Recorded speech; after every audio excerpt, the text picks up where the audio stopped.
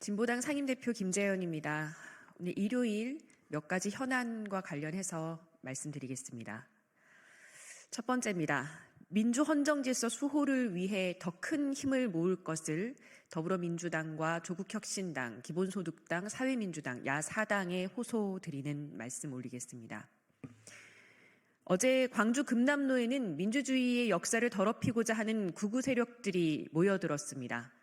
5.18 정신을 지키는 광주 시민들과 전국에서 달려간 민주 시민들께서 이들의 소동을 저지하고 금남로를 지켜주셨습니다. 민주주의 수호의 뜨거운 의지를 보여주신 시민들께 깊이 감사드립니다. 도처에서 날뛰는 극우 세력의 준동은 윤석열 파면 결정 이후 더욱 거세어질 것입니다. 윤석열 파면 이후 우리 사회는 극우 내란 세력과의 더욱 치열한 2차전을 치러야 합니다. 끝을 알 수 없는 내전이 시작되었습니다. 각오를 다시 세워야 할 때입니다.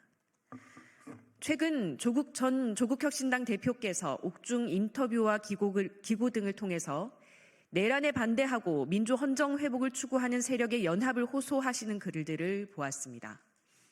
반성 없는 내란 세력의 총결집과 보수의 극우화에 맞서 민주수호 세력이 모두 힘 모아야 한다는 뜻에 전적으로 동의합니다. 또한 이 연합의 토대 위에 사회대개혁연합을 형성해 내란 종식 이후의 새로운 대한민국을 준비해야 한다는 주장 역시 광장의 민의를 정치의 공간에서 실현하고자 하는 진보당의 지향과 같습니다. 조국혁신당의 이러한 정세인식과 행동의지에 환영하고 신뢰하며 진보당은 내란 종식과 새로운 대한민국을 위한 원탁회의 제안을 망설임 없이 수용하였습니다. 조속한 추진을 위해 최선을 다해 왔습니다. 함께하는 야5당 모두 같은 마음이었으리라 생각합니다. 그런데 첫 제안 이후 2주일의 시간이 흐른 지금 실무회의에 참여한 야5당은 원탁회의 출범 일정을 확정하지도 큰 틀의 합의문을 도출하지도 못하고 있습니다. 원탁회의 참여를 준비하고 계시는 시민사회, 연대연합의 성사를 기대하며 지켜보고 계시는 국민들께 송구한 마음입니다. 엄중한 정세, 비상한 각오가 필요하기에 강령과 행동 방식이 다른 야당들이 함께 손을 맞잡기로 한 것입니다. 저마다의 주장이 의미 있고 타당하다 하여도 시대적 대의를 위해 통 크게 의지를 모아야 할 때입니다. 하루속히 내란 세력을 고립시키기 위해 더 큰 연합을 만들려면 원내에서부터 동행의 첫 발을 잘 내디뎌야 합니다. 그래야 광장의 민주시민들이 경쾌한 걸음으로 합류하고 역사의 후퇴를 염려하는 국민들께서 마음을 모아주실 것입니다. 원탁회의 추진의 뜻을 모은 정당들의 호소드립니다. 빠른 시일 내에 원탁회의에 닻을 올리고 공동집회 개최 등의 행동계획을 실행에 옮깁시다. 부족한 합의 지점은 신뢰를 갖고 채워나갑시다. 이대로 시간을 허비하기에는 내란 세력의 준동이 너무나 위험합니다. 특히 더불어민주당에 요구합니다. 내란 세력 재집권 저지라는 시대적 요구를 실현하기 위해 보다 대승적이고 적극적인 노력을 보여주십시오. 얼마 전 이재명 대표께서 언급하신 헌정수호 대연대가 얼마나 넓게 형성될 수 있는가는 민주당의 의지에 달렸습니다. 헌정수호 세력의 연대와 연합으로 역사적 책무에 다 같이 화답할 수 있도록 더 크게 손 내밀 때입니다. 하루하루 불안함을 안고 일상을 버티고 계실 국민들께 안도와 희망의 소식을 전해드리고 싶습니다. 대의를 함께 한다는 믿음을 갖고 각 당의 화답을 기다리겠습니다. 부의원 김건희, 계엄사령관 김건희를 철저히 수사하라. 부의원으로 불리면 내란 수계 윤석열의 뒷그림자였던 김건희가 국가정보기관의 수장인 조태용 국정원장에게 계엄 전날 2번의 문자를 보냈다고 합니다. 역시나 만사건통이었습니다. 통일 대통령을 꿈꿨던 부의원 김건희가 한 손에는 비화폰, 다른 한 손에는 손전화를 들고 여기저기 연락을 돌렸는데 계엄과 무관한 것일까요? 김건희가 사실상 계엄사령관 노릇을 한 것은 아니었을까요? 이날은 구속된 명태균 씨가 자기가 갖고 있던 황금폰을 언론이나 민주당에 넘겨주겠다고 이야기한 날이기도 합니다. 계엄에 김건희의 그림자가 비춰진 순간 국민들은 명태균 황금폰 때문에 12.3 계엄이 일어났다는 국민적 의혹이 실체가 있는 것은 아닐까 강력히 의심하게 됩니다.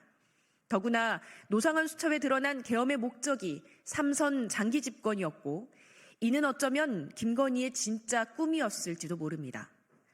김건희를 내란범으로 특정하고 수사해야 합니다. 동시에 명태균 특검법으로 김건희에 대한 수사를 서둘러야 합니다. 국민의힘은 신작 소설이라 주장하지만 모든 상상은 현실이 되었습니다. 만사 건통이라면 만사 김건희 수사입니다. 내란 수괴의 뒤에 숨어 내란을 꾸민 자들을 남김없이 색출하고 역사의 심판대에 세워야 합니다.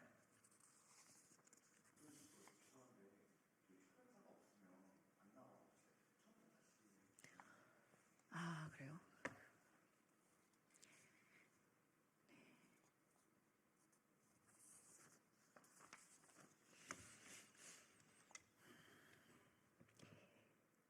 민주헌정질서 수호를 위해 더불어민주당, 기본소득당, 다시 하겠습니다.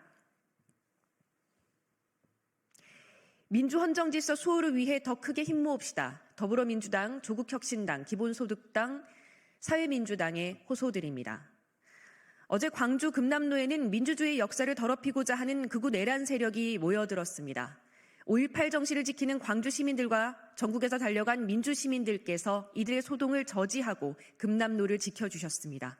민주주의 수호에 뜨거운 의지를 보여주신 시민들께 깊이 감사드립니다. 도처에서 날뛰는 극우 세력의 준동은 윤석열 파면 결정 이후 더욱 거세어질 것입니다. 윤석열 파면 이후 우리 사회는 극우 내란 세력과의 더욱 치열한 2차전을 치러야 합니다. 끝을 알 수 없는 내전이 시작되었습니다. 각오를 다시 세워야 할 때입니다.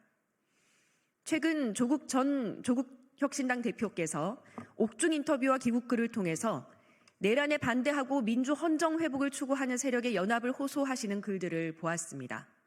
반성 없는 내란 세력의 총결집과 보수의 극우화에 맞서 민주 수호 세력이 모두 힘모아야 한다는 뜻에 전적으로 동의합니다. 또한 이 연합의 토대 위에 사회대개혁 연합을 형성해 내란 종식 이후에 새로운 대한민국을 준비해야 한다는 주장 역시 광장의 민의를 정치의 공간에서 실현하고자 하는 진보당의 지향과 같습니다. 조국혁신당의 이러한 정세인식과 행동 의지를 환영하고 신뢰하며 진보당은 내란 종식과 새로운 대한민국을 위한 원탁회의 제안을 망설임 없이 수용하였고 조속한 추진을 위해 최선을 다해왔습니다. 함께하는 야 5당 모두 같은 마음이었으리라 생각합니다. 그런데 첫 제안 이후 2주일의 시간이 흐른 지금 실무회의에 참여한 야 5당은 원탁회의 출범 일정을 확정하지도 큰 틀의 합의문을 도출하지도 못하고 있습니다. 원탁회의 참여를 준비하고 계시는 시민사회, 연대연합의 성사를 기대하며 지켜보고 계시는 국민들께 송구한 마음입니다. 엄중한 정세, 비상한 각오가 필요하기에 강령과 행동 방식이 다른 야당들이 함께 손을 맞잡기로 한 것입니다. 저마다의 주장이 의미 있고 타당하다 하여도 시대적 대의를 위해 통 크게 의지를 모아야 할 때입니다. 하루속히 내란 세력을 고립시키기 위해 더 큰 연합을 만들려면 원내에서부터 동행의 첫 발을 잘 내딛어야 합니다. 그래야 광장의 민주시민들이 경쾌한 걸음으로 합류하고 역사의 후퇴를 염려하는 국민들께서 마음을 모아주실 것입니다. 원탁회의 추진의 뜻을 모은 정당들의 호소들입니다. 빠른 시일 내에 원탁회의에 닻을 올리고 공동집회 개최 등의 행동계획을 실행에 옮깁시다. 부족한 합의 지점은 신뢰를 갖고 채워나갑시다. 이대로 시간을 허비하기에는 내란 세력의 준동이 너무나 위험합니다. 특히 더불어민주당에 요구합니다. 내란 세력 재집권 저지라는 시대적 요구를 실현하기 위해 보다 대승적이고 적극적인 노력을 보여주십시오. 얼마 전 이재명 대표께서 언급하신 헌정수호 대연대가 얼마나 넓게 형성될 수 있는가는 민주당의 의지에 달렸습니다. 헌정수호 세력의 연대와 연합으로 역사적 책무에 다 같이 화답할 수 있도록 더 크게 손 내밀 때입니다. 하루하루 불안함을 안고 일상을 버티고 계실 국민들께 안도와 희망의 소식을 전해드리고 싶습니다. 대의를 함께한다는 믿음을 가지고 각 당의 화답을 기다리겠습니다. 부의원 김건희, 계엄사령관 김건희를 철저히 수사하라. 부의원으로 불리며 내란숙의 윤석열의 뒷그림자였던 김건희가 국가정보기관의 수장인 조태용 국정원장에게 계엄 전날 2차례 문자를 보냈다고 합니다. 역시나 만사건통이었습니다. 통일 대통령을 꿈꿨던 부의원 김건희가 한 손에는 비화폰, 한 손에는 손전화를 들고 여기저기 연락을 돌렸는데 이것이 계엄과 무관할까요? 김건희가 사실상 계엄 사령관 노릇을 한 것은 아닐까요? 이날은 구속된 명태균 씨가 자신이 갖고 있던 황금폰을 언론이나 민주당에 넘겨주겠다고 이야기한 날이기도 합니다. 계엄에 김건희의 그림자가 비춰진 순간 국민들은 명태균 황금폰 때문에 12.3 계엄이 일어났다는 그동안의 의혹이 실체가 있는 것은 아닐까 강력히 의심하게 됩니다. 더구나 노상원 수첩에 드러난 계엄의 목적이 3선 장기 집권이었고 이는 어쩌면 김건희의 진짜 꿈이었을 수도 있습니다. 김건희를 내란범으로 특정하고 수사해야 합니다. 동시에 명태균 특검법으로 김건희에 대한 수사를 서둘러야 합니다. 국민의힘은 신작 소설이라 주장하지만 모든 상상은 결국 현실이 되었습니다. 만사 건통이라면 만사 김건희 수사입니다. 내란 수계 뒤에 숨어 내란을 꾸민 자들을 남김없이 색출하고 역사의 심판대에 세워야 합니다. 마지막입니다. 상속세 완화는 부자 감세, 이재명 대표의 우클릭을 우려한다. 무엇이 맞나요는 이재명 대표의 대명사가 되었습니다. 금투세 토론, 주 52시간 토론에 이어 이번에는 상속세 개편 어떤 게 맞나요? 라고 물었습니다. 모든 질문의 끝은 민주당의 우클릭이었습니다. 정책토론회에서 민주당은 일괄공제 5억 원에서 8억 원, 배우자 공제 5억 원에서 10억 원으로 증액하면 18억까지 면세할 수 있어 수도권 대다수 중산층이 집을 팔지 않고도 상속이 가능하다고 주장했습니다. 국민의힘이 주장하는 최고세율 인사에는 반대 의사를 표시했음에도 진보당은 이에 동의할 수 없습니다. 지금 우려되는 것은 속도가 아니라 방향입니다. 2023년 기준 전체 피상속인 29만 2,545명 중 과세 대상은 19,944명에 불과합니다. 상위 10%인 2천여 명의 결정세액이 전체의 84%에 이릅니다. 상속세 과세 대상 2만여 명 중 1만 8천여 명의 과세액이 결정세액의 16%에 불과한데 이 과세를 걱정하고 있는 것입니다.